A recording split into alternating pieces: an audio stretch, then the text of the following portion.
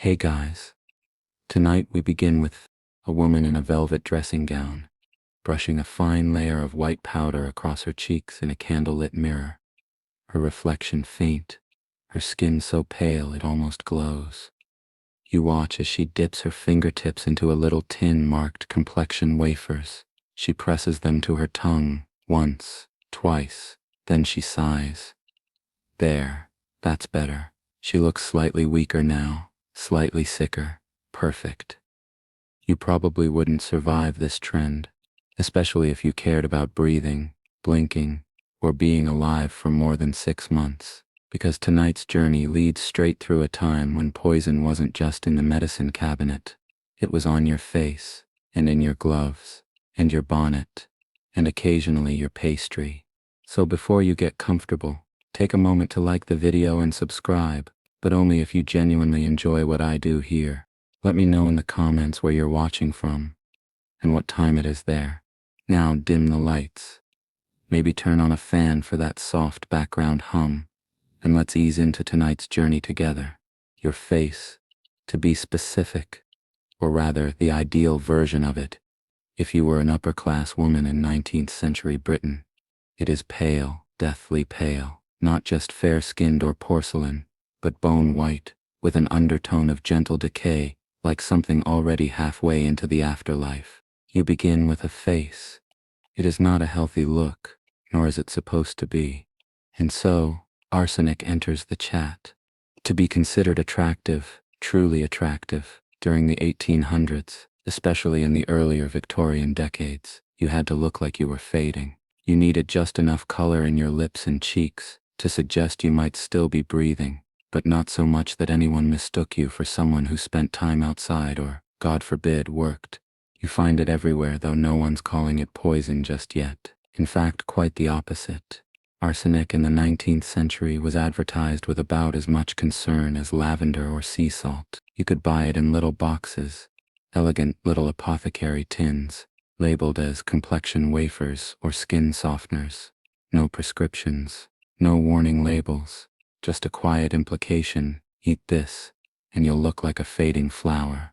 Men will weep, women will gossip, you'll be irresistible. And you know what? It worked. Sort of. The wafers, when taken regularly, did give you a chalky pallor. They also helped cleanse the skin, by which we mean they caused low-grade organ damage, which could lead to subtle jaundice, muscle weakness, and hollowed-out eyes. Lovely. It didn't start with the Victorians. Of course, the association between fair skin and beauty goes back centuries. Think powdered wigs, think Elizabethan lead paint. But arsenic added something new, something dangerous, something slightly glamorous, even. But that was the look: soft, sickly, sad, desirable. You imagine a socialite at a ball, fans fluttering, opera gloves, dusted with powder, lips just barely stained with crushed beetles, and underneath it all, the steady, slow buzz of toxic metals in her bloodstream. Not that she knew. Not really. They never warned her in the shop. The ads promised a gentle improvement to one-fix features. Some even framed it as a mild medicinal, an herb-like compound, practically natural, something you might take to strengthen your nerves or lift melancholia. And in fairness, the risks were blurry. Low doses of arsenic don't kill you immediately. In fact, for years, they don't even make you noticeably sick. They just tire you out. Thin your hair, soften your nails, make you a little more delicate, a little more fragile, a little more feminine. Some people took arsenic to build tolerance, intentionally, like a slow burn gamble against the inevitable. Others took it by accident, but many, especially in fashionable circles, took it very much on purpose, because beauty was serious business, and pale was beautiful. And in an era without Instagram, without Botox, without filler, or filters, or Sephora, your toolkit was arsenic, mercury, and crushed pearl. You worked with what you had. In rural Austria, peasants would sometimes take small arsenic doses to keep their cheeks flushed and their weight up through the winter. a practice doctors condemned and then quietly studied. Meanwhile, London's urban elite were slipping wafers under their tongues before dinner parties. There were rumors, of course. Women who fell ill after too many doses, girls whose skin turned greenish. But those stories lived in the same space as ghost tales and morality plays, warnings, not evidence, cautionary nonsense. Besides, it wasn't as though anyone else had a better solution. There was no FDA, no consumer watchdog, just word of mouth, and whatever the chemist had on hand that week. And chemists, in the 1800s, had everything on hand. So you leaned in, you bought the wafers, you powdered your chest with rice and lid, you kissed your handkerchief and wondered if anyone could tell how hard you were trying not to die for this look. Of course, this was only the beginning. Soon your pale skin wouldn't be enough. You'd need color in your gowns, color in your accessories, color in the very flowers on your hat. Which brings us, quietly, dangerously, to green. Not just any green, but the green that glowed, the green that killed, the green that turned your whole wardrobe into a death sentence. But that is for the next section. For now, rest in the candlelight with your powder and your wafers. Close your eyes just a little, not too long though. Arsenic does have a way of making naps permanent. You run your fingers across the hem of your dress. It's new, imported, a perfect shade of green, not forest, not sage, not mint, but something brighter, more electric, a green that seems to shimmer slightly in the light, like a beetle's wing or a peacock's feather or the glint of envy itself. It is, without question, the most fashionable color of the season, and it may also be killing you. This is Paris green, a pigment so vivid, so luminous, so impossibly eye-catching, that the moment it enters the market in the early 1800s, it conquers fashion, decor, and design in a matter of months. It is also made almost entirely of copper and arsenic. To be fair, you didn't invent it. That honor goes to a pair of chemists who were simply trying to improve on an older green known as Scheele's green, which, yes, was also made with arsenic. Paris green was just brighter, richer, longer lasting, and deadly in higher quantities. But hey, progress, right? The moment this new pigment arrives, the world falls head over heels for it. Dresses, gloves, hats, cravats, wallpaper, curtains, children's toys, even artificial flowers. If it could be dyed, it was dyed green, and if it couldn't, it was painted. Because fashion, like arsenic, doesn't care who it harms, only who it flatters. You imagine yourself at a dinner party, the flicker of gaslight bouncing off the folds of your gown. People turn when you enter, not just because of your status or conversation, but because you glow. The color practically vibrates with intensity. You are not merely beautiful. You are blinding, and no one suspects a thing. Well, not no one. Some people are starting to get suspicious, like the artificial flower makers in East London, who complain of mysterious sores on their hands and faces, or the wallpaper factory girls, who begin coughing up blood after long hours in the dye rooms, or the milliners who handle green-dyed feathers, and suddenly develop ulcers on their fingers. Still, you wouldn't call it a crisis. Not yet. Just a pattern, a whisper. It wasn't uncommon for the workers to get sick. That was, after all, the cost of being poor. People barely noticed. Factories were full of hazards.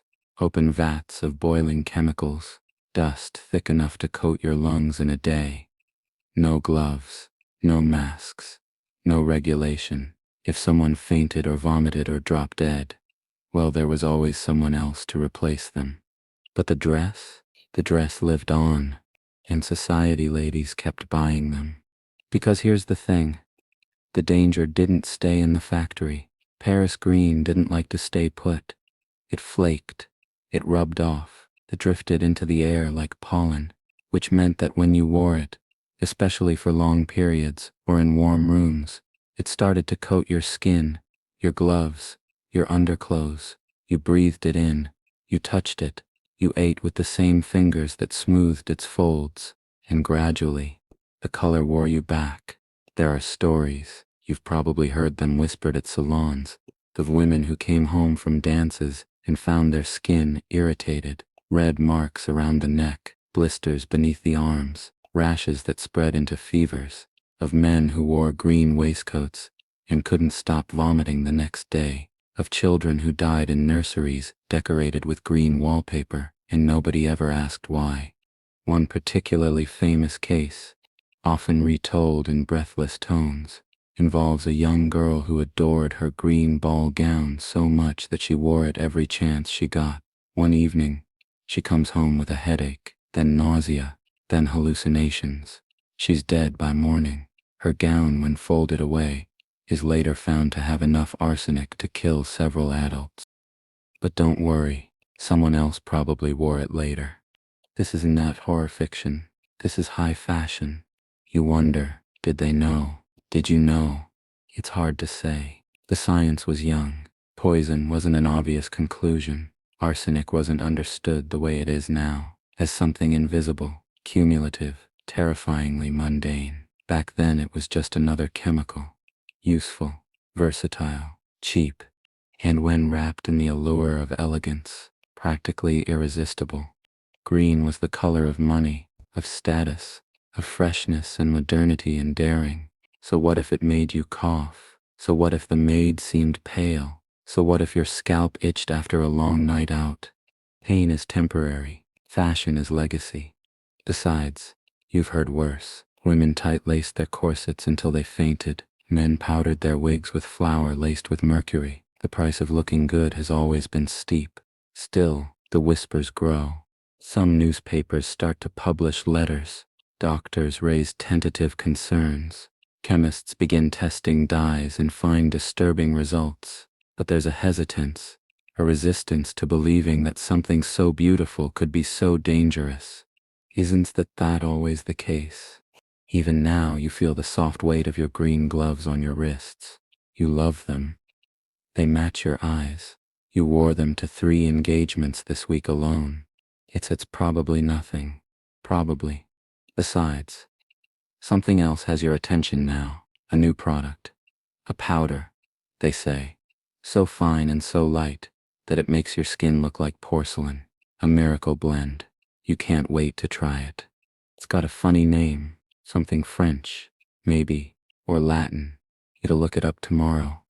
Unless, of course, you don't wake up. But let's not think about that now. You've got your dress, your gloves, your glow.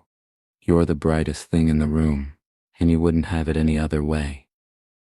You're standing at your vanity again. There's a little haze in the air.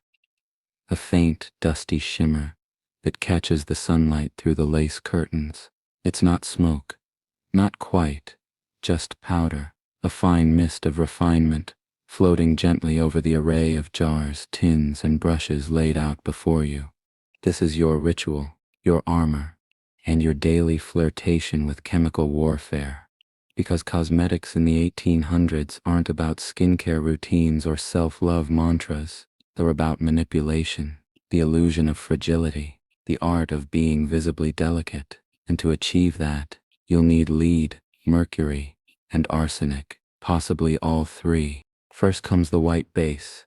You open the tin labeled Venetian ceruse, a misleadingly elegant name for what is essentially lead carbonate. It's been used for centuries, beloved by nobility from London to Florence. It goes on smooth, concealing blemishes, freckles, and any hint of healthy circulation. You apply it gently, brushing from temple to jawline. Careful not to breathe in too deeply. You know vaguely that it's toxic. Everyone does. But that doesn't stop anyone. In fact, there's a kind of pride in it. The whiter your skin, the more people assume you're wealthy enough to stay indoors. The more brittle your look, the more carefully constructed your appearance must be. If your eyebrows are faint, your lips just slightly dry, your neck paler than your gown, congratulations, you've achieved the ideal fashionably anemic. Then there's the rouge. That pot there, the one with the rose emblem, contains a curious blend of crushed carmine beetles and cinnabar. Yes, that's mercury sulfide. It's vivid, intense, almost unnatural, but applied in just the right spots, the apples of your cheeks, the peak of your lips. It gives you that dying of emotion glow, not too cheerful, just enough to suggest you've been silently crying into lace-trimmed handkerchiefs since Tuesday. And mascara, a little soot and oil, sometimes lamp black. If you're feeling dramatic, just enough to rim your lashes without suggesting effort. Remember, nothing must appear intentional. You must look like you simply awoke this way, slightly haunted, terribly sensitive, and utterly unaware of your own beauty. It's an elaborate lie, but everyone's in on it, even the men, especially the men. They'll claim otherwise, of course. They'll scoff at the idea of cosmetics, but they'll also apply their own version. Pomades thick with lead acetate to straighten their hair, creams to bleach freckles, tonics to sharpen the cheekbones. Everyone's trying to out-pale each other. Everyone wants to look like they've seen things, tragic things, and had the luxury of falling apart beautifully. And the vendors, they encourage it. You pass a street vendor hawking miracle salves with names like Dr. Holloway's healing cream or Madame Raleigh's arsenic complexion tablets. There's a woman nearby dabbing something pink on her child's cheeks. You hesitate, but not for long. Because it's working. You're beautiful. You really are. People say so all the time. They compliment your smooth skin, your luminous eyes, the slight way you tilt your head, as if it were just too heavy to carry the burden of thought. But beneath the powder, the signs are growing. Your gums are sore. Your hairbrush collects more strands than it used to. You've developed a soft tremor in your right hand, which you disguise with gloves. Sometimes you forget names, or find yourself staring at the wallpaper for long minutes, unsure of how time has passed. You assume it's stress. Everyone's stressed. You're not alone either. A friend of yours, Eleanor, used to have the most exquisite skin. She hasn't been out in weeks. They say it's nerves. But you saw her last Thursday, and she looked gray, not metaphorically. Her face was literally tinged with slate. Her smile was slow to arrive. Still, she was wearing the most divine bonnet, Paris green ribbon. You think of writing to her, but not today. You've got to prepare for the evening. There's a dinner. After all, you'll be sitting near the host's son, and rumor has it he's in the market for a wife. You take one last look in the mirror. There, lovely, a painting of a woman, a still life. As you turn to leave, you cough once, just once. A dry, powdery cough, like talc settling in your lungs. Nothing to worry about, just the air, just the routine. You will be fine, probably, because beauty hurts, and in the 1800s it poisons. You step into the workshop. It's not yours, of course. You're only visiting, a curiosity really, something to pass the time between fittings. A friend of yours had mentioned it at tea. With that mixture of disdain and concern fashionable women reserve for the working class. They make the most exquisite artificial flowers, but the poor things do drop like flies. And so, here you are, among wire stems, shears, and heaps of fabric petals. The air smells faintly sweet, like pressed blooms, and something more bitter beneath. You wrinkle your nose, discreetly. The flower girls don't notice you. They're too busy. There must be 24 of them, packed into a narrow room lit by high, grimy windows. Girls. And they are mostly girls, no older than 13 or 14, sit hunched at narrow tables. Their fingers move quickly, bending wire, gluing leaves, curling silk into roses. The green dye they use is vibrant, iridescent. It coats their hands like moss. Dust from the powdered pigments hangs in the air, invisible until the light catches it just right, like glitter in a sunbeam. You watch one girl, maybe 12, who works without looking up. Her fingertips are stained green-black. Her nails are chipped. She coughs occasionally, a shallow rasp that she doesn't try to hide. It sounds familiar, like someone you've heard at a ball, discreetly clearing her throat behind a fan. Another girl sneezes. The others don't pause. There's no conversation, only the rhythmic sound of rustling petals and tools clinking against tin.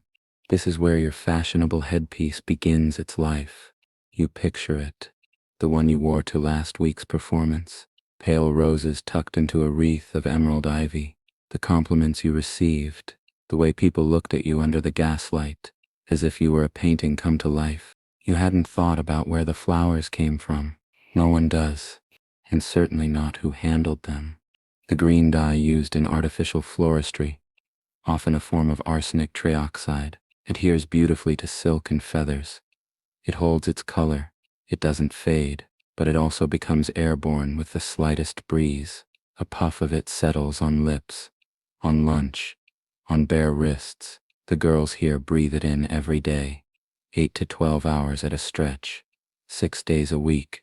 They aren't given gloves. Gloves are expensive, and anyway, gloves would slow them down. There's an unspoken rule here. If your hands bleed, you work around the blood. You ask the forewoman, an older woman in a kerchief and gray apron, whether the dye is dangerous. She shrugs. Some girls take ill, she says, but it gets the damp, mostly, or nerves. They don't get eat right. You nod, unsure. Later you'll overhear a physician explaining that many of these workers die from phossy jaw or chronic gastritis, polite terms for industrial poisoning. Their bones weaken, their teeth fall out, their breath starts to smell sweet and rotten. By the time anyone notices, they're already too far gone. But none of that shows up in the bouquet. Your flowers will be perfect. You leave the workshop with a small box in hand, a custom piece, paid for in advance. The girl who made it doesn't look up as you pass. Her fingertips are green and trembling. She may not last another season. You admire the handiwork. It sets just so vivid. And who could ever resist a splash of green? As you step outside, you catch yourself humming. The day is bright, and the air tastes cleaner out here. You wave for a carriage, the box balanced on your lap like a cake. Later that evening, at dinner, someone compliments your hairpiece. You smile, graciously. You don't mention the girl who made it. No one does, not even her. She sets not feeling well tonight, you see. Just a bit of a cough. Nothing serious. Nothing that hasn't happened before. And anyway, she'll be replaced by Monday. Always is. Now. The fire is low. The china is delicate. And the table is set. A proper Victorian tea service. 3-tiered trays of sponge cakes and sugar biscuits. Porcelain cups, clinking gently on their saucers. The soft sigh of cream being stirred into amber-colored tea. A lovely scene. Until you realize nearly everything in this room might kill you. You pick up your spoon, silver-plated, etched with ivy, fashionable, expensive. It's faintly green at the edges. Not from age, from arsenic. You see, the thing about poison in the 1800s is that it didn't just stay in beauty creams or dress dyes. It bled into everything. The home, the kitchen, the pantry, a silent, glittering guest at every table. That cake you're eyeing could be laced with copper arsenite, not on purpose. Of course not, but that's the color they use in the decorative icing. Paris green, the same as your gown. Bakers used it to brighten up their pastries, especially the ones with little sugar flowers. It holds its color. That hits the selling point. That, and it was cheaper than beet juice. You take a bite anyway. Sweet, a little sharp. You'll have stomach pains later, but nothing you'll connect to the treat. That's the terrifying genius of it. The dose is just small enough to be deniable, not enough to kill, just enough to cause fatigue, maybe a rash, maybe a day or two of dizziness. A fair trade for a dessert that looks like a painting. Even the wallpaper here, soft sage with a pattern of twisting vines, is part of the performance. The green is rich, calming. Guests compliment it, but it flakes when the fire is hot, and the children who play near it always seem to have a cough. It's nothing, surely, just the winter. You sip your tea, The leaves are steeped in water, boiled over a flame fueled by coal dust and gas. The kettle may be lined with pewter. Your cup might have been painted with lead-based glaze, the kind that releases particles when exposed to acid. Milk and 2 sugars, if you please. The sugar? Well, that sip's another risk. The problem with Victorian sugar isn't the sweetness, it's the adulteration. Sugar was expensive to refine, so unscrupulous sellers often stretched it with additives, powdered chalk, sometimes starch, occasionally bone ash or alum. Some even used white lead in trace amounts to keep it bright in poor lighting. You never taste the difference, but your stomach might notice. Your guests are still talking. You nod, smile, pretend to follow the conversation. You're discussing a local scandal, something about a footman who collapsed in the kitchen, probably nothing. Heat stroke, most likely, or nerves. It's always nerves. Your own nerves have been frayed lately. Your appetite comes and goes. You wake up tired. Your lips crack. Even though you drink water, you chalk it up to the weather. It always comes back to the weather. One guest, an older woman with impressively stiff curls, mentions that she's been taking a tonic for her complexion. Very subtle, she says. An old apothecary recipe, just a touch of arsenic, does wonders for the circulation. Everyone nods knowingly. No one looks shocked. Another guest chuckles and says he accidentally used the laundry starch to powder his wig last week. It stained his scalp for days. Didn't feel a thing, he says, laughing, until my nose started bleeding. The others titter politely. This is normal. This is refined. This is how you live when no one quite knows what's in their food, their fabric, or their medicine, and no one really wants to ask. Because the illusion of safety is more valuable than safety itself. You'd rather not think about it, so you return your focus to the tart in front of you. It's dusted with powdered sugar. Decorative flowers, slightly green, are arranged on the plate. Beautiful. You take another bite. You'll blame the stomach cramps on indigestion, maybe on nerves, maybe on the oysters you had last week. You once think about the spoon, or the icing, or the cheerful little flowers pressed into the wallpaper, quietly disintegrating with each passing breath. After all, everything tastes fine, and what more could anyone ask? You bottle just slightly, careful not to spill. The stopper slides free with a soft pop, and a scent escapes into the air like a secret too long kept. Floral, yes, a little musky, but there's something else under it. Something sharp, metallic, almost like wilted violets in a rusted tin. This is your perfume. Imported, expensive, exclusive, and entirely unregulated. It sits on your vanity in a crystal bottle shaped like a teardrop. The label, now peeling at the corners, boasts an alluring name in French. You can't pronounce it, but that hardly matters. No one buys perfume for the name. They buy it for the effect. And this one? It lingers. For hours, sometimes days, even after you've washed, even after you've forgotten you wore it. You dab it on your wrists, behind your ears, just a whisper at the base of your throat. Then you breathe it in. You don't feel anything at first, just warmth, familiarity.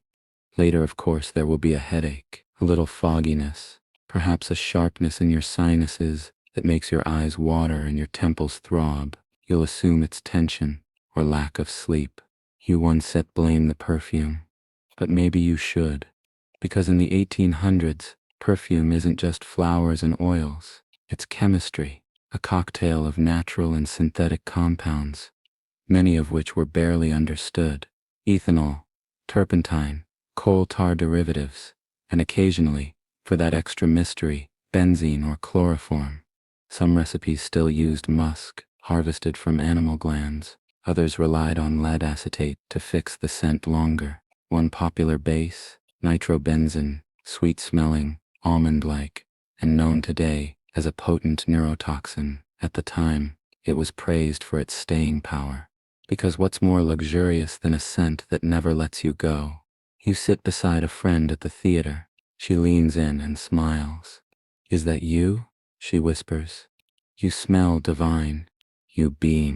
You say thank you. You feel dizzy. Maybe it's the heat, or maybe it's the scent, slipping into your lungs with each breath, settling into your bloodstream, like fog rolling in under a locked door. Perfume is identity. It's memory. It's the invisible halo you wear into a room, and you aren't alone in this ritual. Men wear cologne laced with camphor and clove oil, numbing agents. Children are powdered with rose water and spirits. Mourning women dab perfume on their gloves to mask the smell of decay at long funerals. No one wants to smell real, not in polite society. Scent is illusion, and poison helps preserve the illusion. Chemists at the time begin to take note. A few publish warnings about the risks of prolonged inhalation. Some urge moderation, but the warnings are vague, technical, easy to dismiss. After all, the side effects are so ambiguous. Fatigue, tremors, light sensitivity, insomnia. Who doesn't have those? Besides, what else would you wear? Your skin? Your soap? Please, that's not elegance. And so you reapply. You always do. The bottle never seems to empty. You suspect it refills itself at night, like some enchanted object in a cautionary tale. That's not just perfume, of course. Your room smells of it. Your letters, your gloves, even your parasol, which you once spritzed for luck before a garden party. Everything is perfumed. Everything is touched by it. Even your dreams. You had one last night. Strange. Drifting. You were in a garden where all the flowers smelled the same. Sweet. Sickly. Sweet. And the deeper you walked, the harder it became to breathe. The stems curled around your wrists like vines. You woke up coughing. Only a dream. Still, when you return the bottle to its place on the vanity, your hand trembles slightly. You steady it. You will not stop using it, even if it costs a little clarity, even if your memory slips now and then, even if the headache gets worse. What's a little discomfort for something so exquisite? You are, after all, a woman of taste. You leave the room in a scented haze, like a ghost trailing violets and arsenic. People notice when you pass by. They always do. The event is formal. You've been planning your outfit for days. Which gloves, which shoes, how to style your hair. But the centerpiece, of course, is the gown. A new one. A showstopper. Paris green velvet, trimmed with black lace. The color catches the gaslight like dew on a blade of grass. When you wear it, people turn to look, which is the whole point. You slip it on carefully, lifting it over your head. It brushes your arms, your collarbone, your throat. The fabric is heavier than it looks, thick with pigment, stiff from the dye process. You imagine it like armor, stylish, deadly, regal. The lining itches, just slightly. You try not to think about it. Your maid helps lace the back. Her hands are red and dry, possibly from the soap, possibly from handling too many green garments. She doesn't complain. They never do. You offer her a coin when she leaves the room. She doesn't meet your eyes. The dress fits perfectly. Later that evening, you arrive at the gathering like a painting brought to life. A few women whisper as you pass. Someone compliments the color. You murmur something about it being imported and smile. By midnight, your head begins to ache, a slow throb behind your right eye. Your skin feels warm, slightly damp. You excuse yourself, smiling faintly, and step outside for some air. The stars are out, the breeze is soft, but there's a strange taste in your mouth. Metallic, dry. You tug at the collar of your gown. The lining is stained green.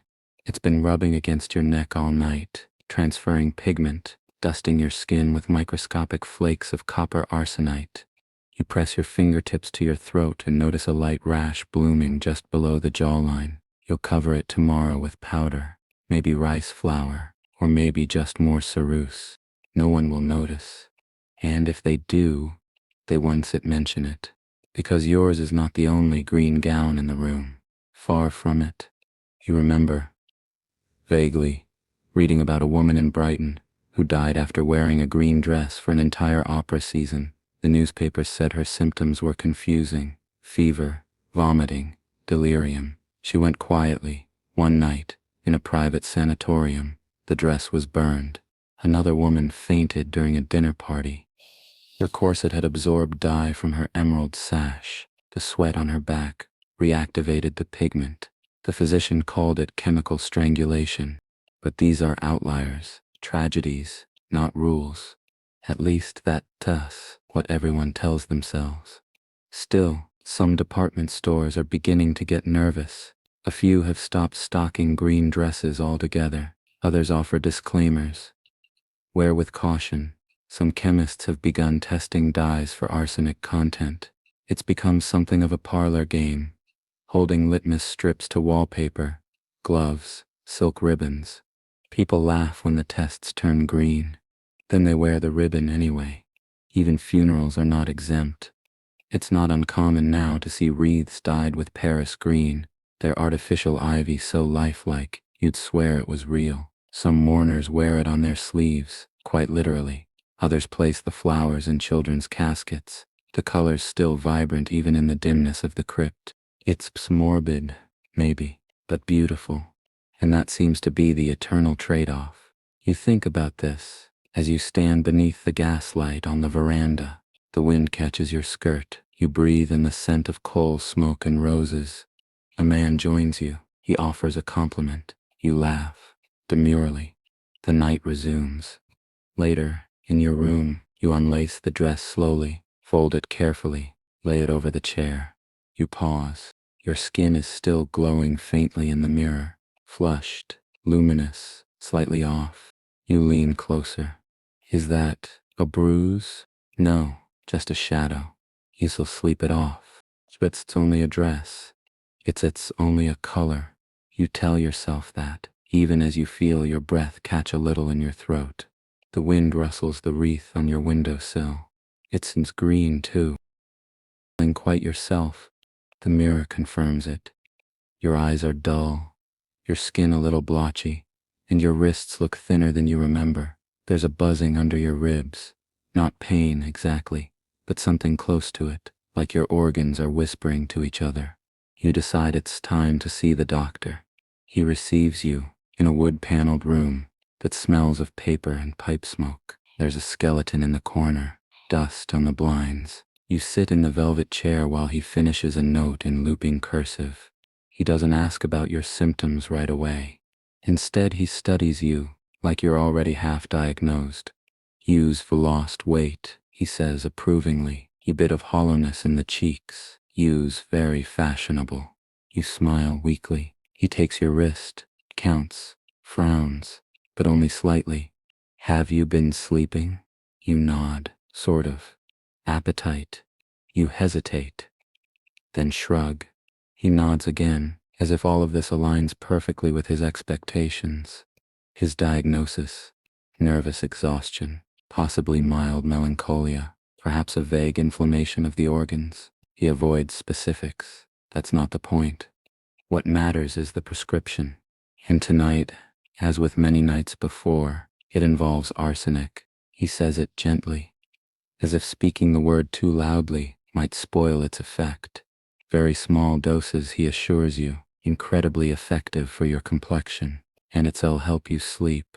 You don't question it, because this is the 1800s, and your doctor probably has a Latin motto on the wall and a jar of leeches by the door. You trust him. More importantly, everyone else is doing it too. You have read the advertisements for a milky white skin and robust digestion.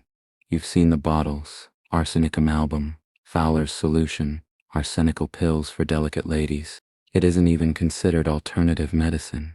It's just medicine. And there's a method to it. At least they think so.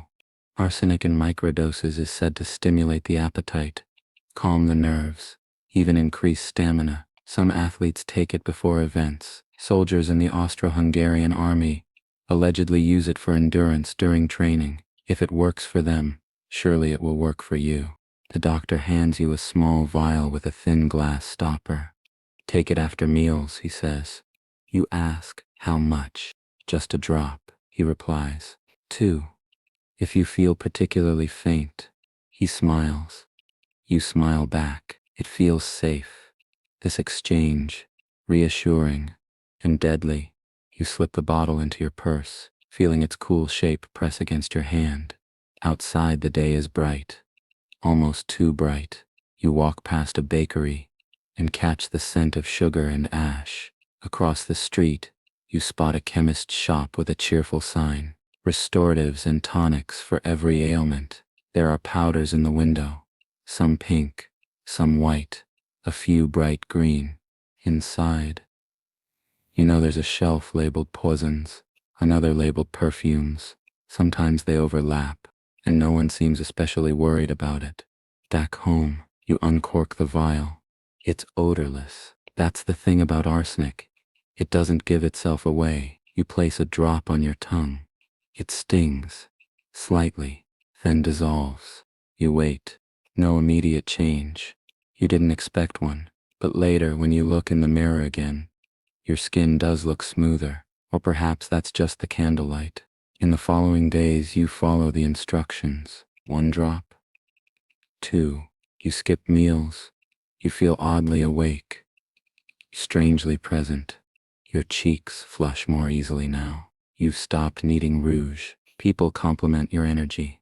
You mention this to your doctor during the next visit. He beams. I told you, he says. It sits quite miraculous. You don't mention the twitch in your eyelid, or the way your teeth ache, or the strange dreams about mold and cold hands. Those are probably unrelated. Doctors wouldn't have to prescribe poison. Not really. Would they? Day. You walk past stalls piled with cabbages, hand-wrapped cheeses, bundles of lavender. The air smells of hay, yeast, coal smoke. A boy with inky fingers sells broadsheets on the corner. A woman nearby haggles over a side of lamb, her apron dusted with flour and ash. It all feels charming, ordinary, and yet, beneath the pleasant bustle, nestled in the creaking carts and cheerful signage, lies one of the strangest truths of the 1800s.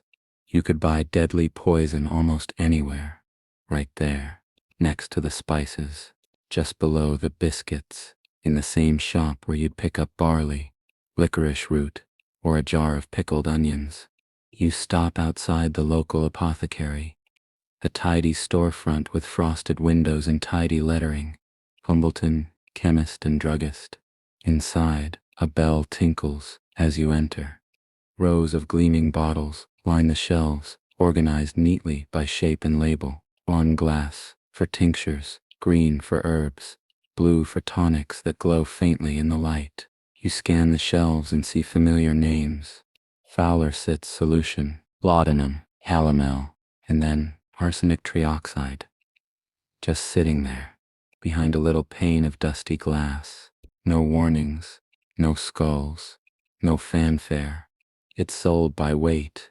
On the same counter where you might weigh a sack of sugar, you step closer. There's even a booklet for sale. 100 household uses for arsenic. It's not a joke, it's real, because arsenic, in the 19th century, is not a dangerous substance in the way we understand it now. It's useful. It kills rats, removes stains, polishes mirrors, treats ringworm, brightens your complexion, keeps flies out of the pantry, preserves corpses. The list goes on. In fact, some Victorian households kept it in their kitchen cabinet, beside the baking soda and starch, just in case. And that is where things started to go wrong. You flip through a local paper later that evening and see a familiar headline. Mistaken identity. Child dies after arsenic mixed into porridge. It's not the first. It one step be the last. The stories follow a pattern. A chemist's apprentice fills the wrong bag. A grandmother grabs the wrong jar. A housemaid forgets to label a parcel. Someone puts arsenic where the flour should be. Sometimes it's an accident. Sometimes it isn't. Either way, the outcome is usually the same. You read on the powder. Being white and fine was indistinguishable from sugar to the eye or tongue. That's the problem. Arsenic is tasteless, odorless, colorless in its pure form, which makes it invisible. And in the bustling fog of Victorian consumerism, where nearly everything is handmade, hand-packed, or hand-scooped by candlelight, invisibility is a death sentence. There sits no regulation yet. Poisons are just part of the inventory. Chemists are trusted to know the difference, but chemists are often overworked, underpaid, and operating in poor lighting with worn tools. And then someone gets sick. Maybe the maid, maybe the baby, maybe you. Maybe you mix the wrong powder into your morning water, because the labels are written in Latin, or because the shop boy used the same scoop for both, or because, frankly, you weren't paying attention, not really. This is everyday life, and that's what makes it terrifying. You pass another shop on the way home. The window is lined with sweets, rock candy, licorice coils, peppermint creams. A sign reads, "Ask about our restorative lozenges." Beneath it sits a basket of pills labeled arsenical tablets for digestion. The child behind the counter offers you one. You smile. You decline. For now. Latest issue of The Lady's Companion. Sipping weak tea and pretending not to notice that your fingertips are still faintly green. You tell yourself it's ink. It's not. But you don't mind. Not today. Today you fare on page 17. And it's all about the complexion of the season. There's a sketch of a woman lounging by a lace-curtained window, her face pale as milk, her eyelids delicately shadowed, lips like faded cherries. The caption reads, "A true porcelain beauty, serene, sensitive, and refined by delicacy." It's a look you recognize. It's the look in your mirror, and it's not an accident. The article goes on to recommend a regimen, sleep of course, and gentle walks, but more importantly, a small arsenic wafer dissolved in warm water before breakfast. It clears the skin, soothes the spirits, the writer says, and imparts a grace rarely seen in the coarser health of rural girls. You read that line twice. Coarser health. As if healthy skin were vulgar, as if color in your cheeks were a failure of breeding. It's in not just this magazine. You've seen it in The Queen, in Godey's Lady's Book, in the Illustrated Times. Writers, usually men, extolling the virtues of fragility, the aesthetic of the ill, the beautiful decline. The modern woman, they say, should resemble a flickering candle, elegant, tremulous, and dangerously close to going out. You flip to the household tips section. There's a note about how to clean lace with arsenic soap, a recipe for skin polish that includes lime water, mercury, and crushed shell, a poem praising a widow who wore green at her second husband's funeral. It's all there, sandwiched between embroidery patterns and etiquette advice. Poison is not subtext. It's content. It's aspirational. And it's marketable. You remember when a friend of yours, Clarissa, tried the latest purity pearls, being advertised in the London circulars. She took them for a month. Her skin did look clearer. She also lost a third of her hair and started misplacing nouns. When her doctor advised rest, she said she simply needed stronger pearls. She ordered 2 tins. You used to laugh if it were not so common. These products are everywhere. Tiny arsenic candies shaped like almonds, bottled tonics with floral labels and unreadable ingredients, salves that tingle on contact and leave your lips numb. And because they're sold in women's publications, they feel safe. They come with illustrations, endorsements, testimonials from Countess D _____, or a young lady of taste. Even the warnings, when they appear at all, sound like flirtations. Take no more than 2 per day, lest your brightness overwhelm. You close the magazine and set it on the table. A breeze moves through the window. The green ribbon on your bonnet flutters slightly. It's stiff from the dye. You'll be careful when you tie it on. Last time it left a rash. You reach for your powder box and apply a thin layer of something that smells faintly of almonds. You think about all the women reading the same advice, trying the same creams, repeating the same rituals. It feels like a secret society, except no one's keeping it secret, and no one nuts is calling it what it is. Not yet. You consider writing a letter to the editor. But what would you even say? Dear Sir, your article on skin clarity is exquisitely lethal. Kindly send more. Yours, eternally pale. You laugh softly at the thought. Then you fold your gloves over your wrists, straighten your skirts, and prepare to leave for your appointment, but not before slipping the magazine into your bag. You want to show it to Clarissa. She so loved the poem about the widow. Goes up to the estate just as the lamps are being lit. Soft pools of light fall across the gravel path, illuminating hedges, trimmed like sculpture, and flower beds, arranged with mathematical precision. A footman in ivory gloves opens your door. You nod graciously. You've been practicing that nod. Just the right angle. Just the right softness. Inside, the parlor is warm with candlelight and conversation. A string quartet hums gently in the next room. Perfume hangs in the air. Violet, rose, a hint of something sharper underneath, like turpentine cut with nostalgia. And all around you, green, Paris green, seafoam, chartreuse, emerald, moss. It's everywhere. Gowns, waistcoats, ribbons, shoe buckles, calling cards, even the floral arrangements. The hostess wears a brooch in the shape of a serpent, its body enameled in a glowing shade of poison ivy. It catches the candlelight like it's alive. You are not surprised. In this room, arsenic is fashion. Not the vulgar sort, not what the poor use to kill rats or whiten laundry. No, this is luxury arsenic, artisanal arsenic. It's worn, not handled, admired, not questioned.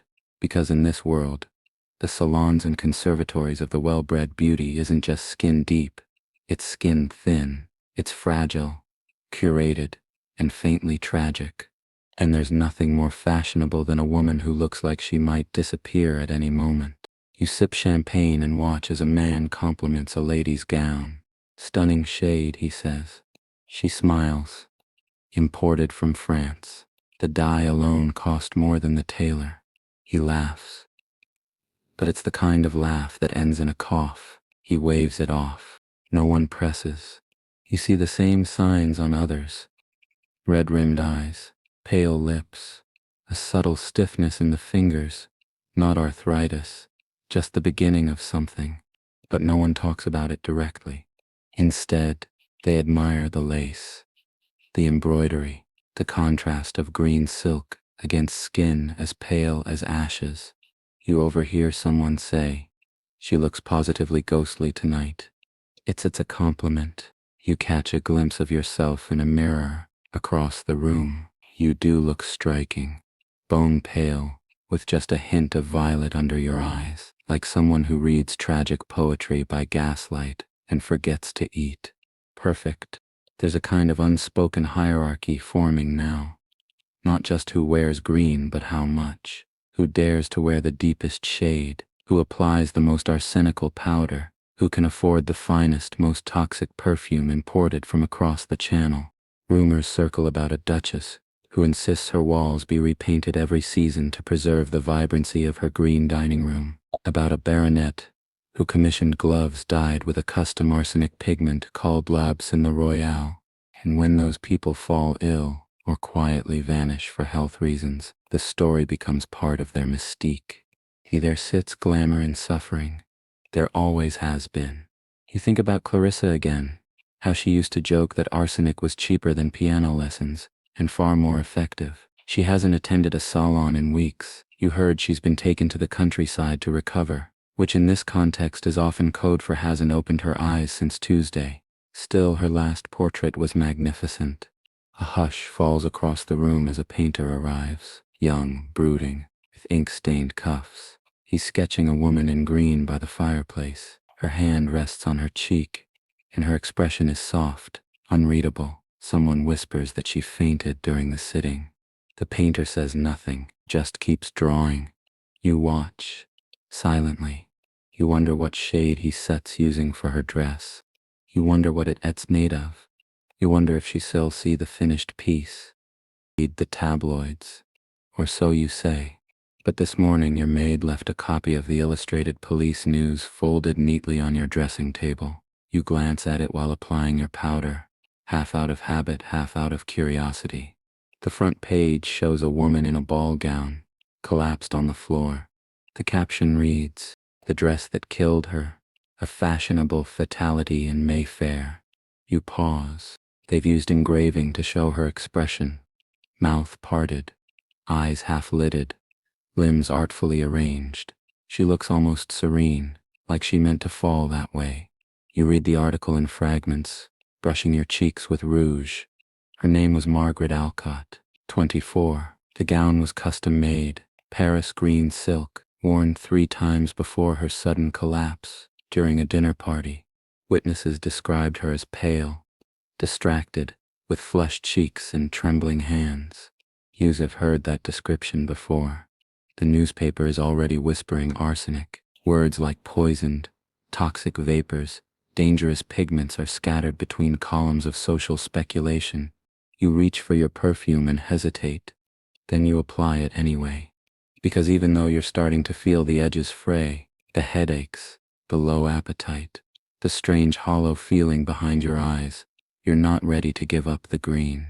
Still, people are talking now. Scandals are building like storms. There's the case of the Viscount's daughter, who was hospitalized after her debutante ball. Her gloves stained her wrists, a vivid rash. And the physicians reportedly burned the gown afterward, quietly, privately. Another paper prints a letter from a chemist. "I have tested 29 shades of green fabric this week alone. Most contain enough arsenic to sicken a grown man in an hour." Of course, the letter is buried on page 5, under a serialized murder mystery and an advert for arsenic-based rat poison. But the whispers are getting louder. Some dressmakers are refusing to work with green dyes altogether. Others quietly line their gowns in white cotton, hoping to shield their clients' skin. A few chemists have begun offering free tests. Drop a swatch in vinegar, they say, and if it smells sweet, beware. Still, not everyone listens. Some scoff at the rumors. Women are fainting now because the news tells them to. One columnist writes, "It's the hysteria, not the dye, that's making them ill." You attend a salon that evening, and the hostess has covered all her green wallpaper with lace drapes for ambiance. No one mentions the real reason. You do notice fewer green gowns in the room, but not none. Never none. Because fashion doesn't die quickly. It clings, and it adapts. Soon manufacturers begin to market arsenic-free greens, usually less vivid, slightly muddy in hue, but safer. The magazines call it tea green, or faded fern. They suggest this new shade is more tasteful, more refined. But between you and your reflection, you know what that really means. It's just duller, and dull isn't elegant. You stare at your own dress in the mirror, a little less vibrant than before. You used a different powder tonight, switched perfumes, just to see. You feel the same, maybe worse. You can sit tell. But the news won't stop talking. There's a new scandal every week. Another socialite falls ill. Another doctor warns of invisible vapors. Some say arsenic can pass through the skin. Others insist it only harms the weak. You notice Youssef started coughing more. Soft, dry, unremarkable. You cough into a lace handkerchief and notice the faintest tint of green at the edge. It must be from your gloves. You fold the newspaper and tuck it under the stack. You tell yourself you'll stop wearing green. Next week. Maybe next month. After the next ball. After the season ends. After Yusuf had one more chance to be admired. Because the dress is still hanging in your wardrobe, and it's still so very beautiful. Study of a man with a microscope. There are notes everywhere, scrawled across ledger paper, tucked into books, pinned to corkboards with dull brass tacks.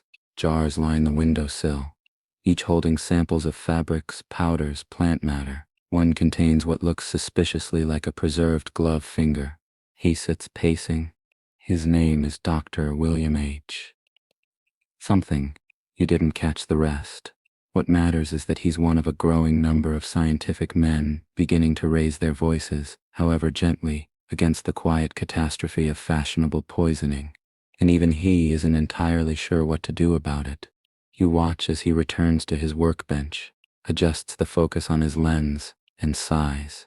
The thing is, he says, not looking up, the arsenic is so very small, invisible, really, but persistent. Once it's in the system, he trails off, taps his notes with a stained fingertip. You nod. You've heard this before. Science is catching up, slowly. Articles are appearing in journals. Letters are sent to Parliament. Chemists conduct public demonstrations, dipping green fabrics into vinegar, heating them gently, showing how arsenic vapor is released.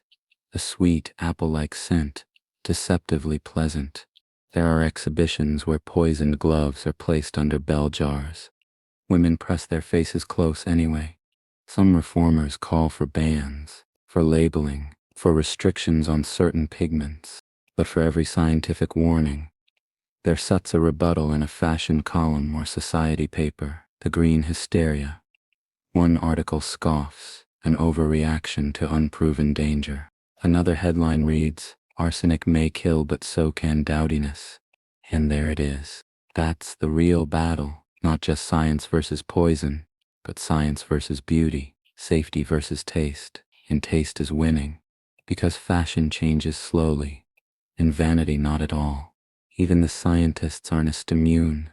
You notice Dr. Williams' waistcoat is a suspiciously rich shade of green. He catches your look and shrugs. "It was a gift," he says, almost sheepishly. "I only wear it on Fridays." You don't step press. He pulls out a fabric swatch and places it on a scale. "This sample," he says, "contains enough arsenic to kill a rat in under an hour, and yet it's sold by the yard in Oxford Street for infant sets toys." You ask if anything is being done. He shrugs again. There are committees, reports, people writing letters. You ask if it will help. He doesn't answer. Instead, he hands you a folded sheet, a diagram of household dangers, arsenic in wallpaper, mercury in hat felt, lead in water pipes, a domestic battlefield disguised as civility. You look at it and realize something uncomfortable. Nearly every item in your home, your gloves, your bonnet, your perfume, your favorite chair, appears on this list. "Shall I burn it all then?" you say, half joking. Dr. Williams smiles, faintly. "No, just be aware." You leave the study, with the diagram tucked into your bag, folded under a newspaper clipping about the latest opera. You won't show it to anyone. It would ruin dinner. Still, something est shifted. You notice the green spots on your wrists with sharper eyes now. You decline a new perfume sample from your maid. You skip the complexion wafers at breakfast, but you don't throw them away. Not yet. You tell yourself it sems moderation, not fear. The science is starting to speak, but so far, the silence of society is louder. Because arsenic doesn't scream, it whispers, and most people prefer it that way. In the dress shops, not an announcement, not a scandal, just a shift. The brightest greens are no longer front and center. They're hanging toward the back, now, behind layers of chiffon and subdued silks, slightly dusty, slightly out of place. You ask the shop girl about them, and she gives a polite smile. "We've had some concerns," she says, delicately. That's how it begins. Not with bans or protests, not with the government storming in to burn dresses, but with the slow retreat of supply, a murmur through the merchant class, a quiet decision. Maybe it's not worth the risk. Too many customers have fainted, too many gowns have been returned, too many whispers of discoloration, of deteriorating complexions, of women who wear green and then don't return. Hear about a ball where half the guests wore muted grays and creams, not one green gown among them. It's spoken of like a tragedy. The season of decline, one column calls it, as if fashion itself had gone into mourning. Yost are not sure how you feel. Your wardrobe is still full of arsenical silks and powders. The perfume on your vanity is half used. You still wear the gloves, but only for short outings now. You've even started dabbing powder on your cheeks that smells faintly of lemon rather than almonds. Yous are adjusting. Reluctantly, even the magazines are changing their tune. One publication you trusted now publishes pieces like How to Achieve Pallor Without Poison and Nature's Complexion, a return to simpler beauty. They recommend milk baths, rose water, sunlight, in careful moderation. You can't help but laugh. Sunlight. As if you'd spend time outside. Still, the message is clear. Arsenic is falling out of favor. Even doctors are more cautious. Fewer prescriptions for nervous tonics. Fewer wafers sold over the counter. Some chemists have stopped stocking arsenic altogether, at least in the front room. There's even talk of regulations. Not firm ones, not yet, but murmurs of a poisons and pharmacy bill. Something to control the sale of hazardous substances to the public. You suspect it'll take years, but the change has begun. Somewhere in a quiet room, a wallpaper is being scraped clean. Somewhere in a factory, green dye is being poured down a drain. Somewhere, a dressmaker folds a bolt of Paris green silk and tucks it behind a shelf, unsure what to do with it.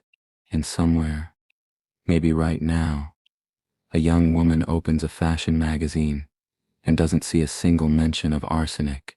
The silence is louder than the trend ever was, but it's not a clean break. You still see the color in pockets of society. The eccentric dowager in her peacock boa, the theater costume left over from last season, the old bouquet fading on the mantle. It lingers. Fashion doesn't vanish, it decays. You take out your own green dress one last time. It's still beautiful, the way grave moss is beautiful, the way memory is beautiful. You run your fingers along the hem. It feels softer than you remember.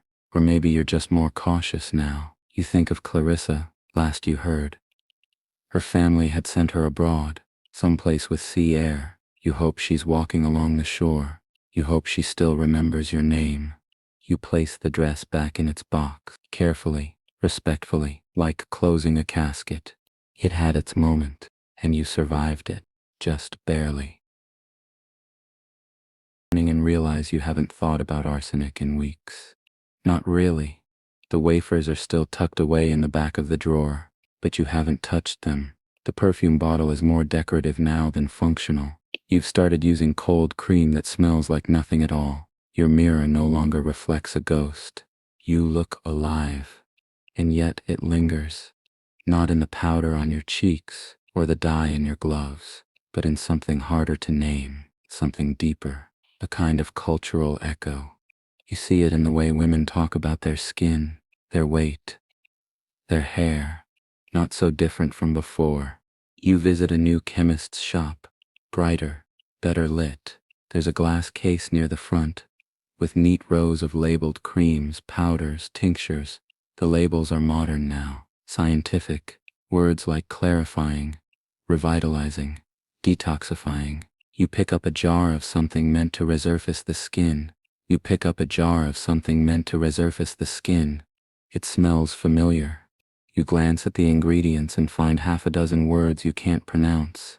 Acids, alcohols, extracts. No arsenic, at least.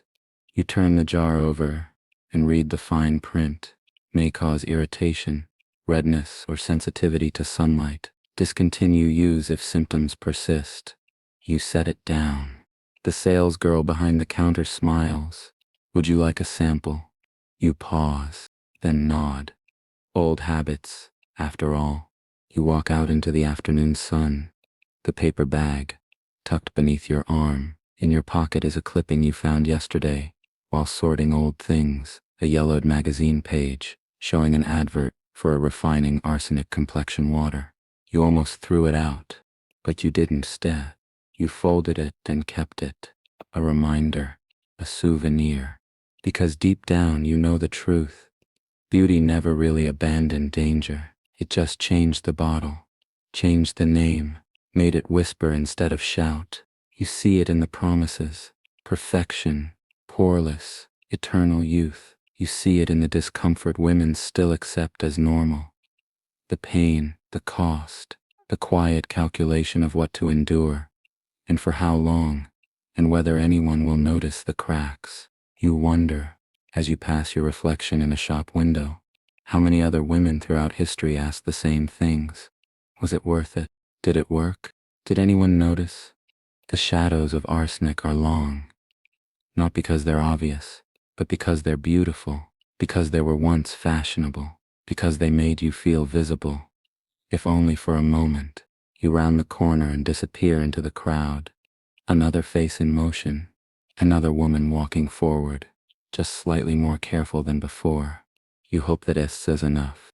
And now the dress is folded, the powder is put away, the mirror is dark, and you can rest. Let the hum of the past settle around you, soft like dust in a quiet room. All those names and gowns and glowing pigments, they're quieter now. Their voices have faded, leaving only faint outlines, like perfume that clings to a scarf long after the wearer is gone. Hissed, strange, hisn't did it. How something so deadly could once feel so elegant, so ordinary, so beautiful. But that's history. It doesn't shout.